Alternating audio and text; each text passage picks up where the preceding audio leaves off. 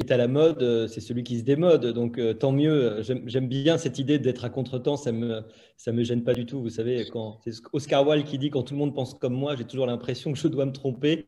Mais en l'occurrence, mon approche, elle est pas technophobe. Hein. Elle est plutôt autour d'une idée qu'il faudrait développer une forme de technosophie plutôt, une sorte de sagesse de la technologie. Parce que la technologie est un extraordinaire serviteur, mais un très mauvais maître. Et le développement extraordinairement rapide de nouvelles technologies qui envahissent nos vies a eu pour conséquence peut-être de nous asservir en partie et peut avoir des conséquences systémiques très dommageables. C'est ça que je souligne en réalité.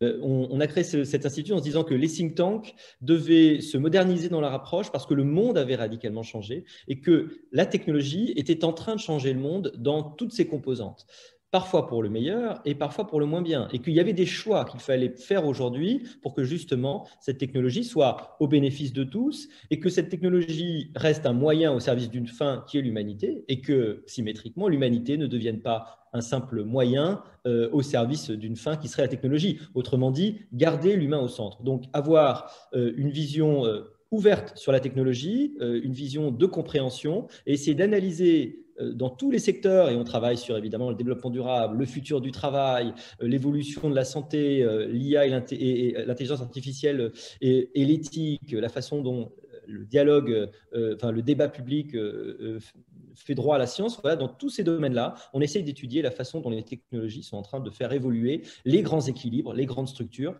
avec des réponses structurelles, des réponses comportementales de notre part. Donc, il faut que l'État évolue dans ces institutions. Il faut que nous aussi, on ait des habitudes différentes, par exemple pour éduquer nos enfants au numérique. Tout ça, c'est une prise de conscience et on y travaille à l'Institut Sapiens. Ouais.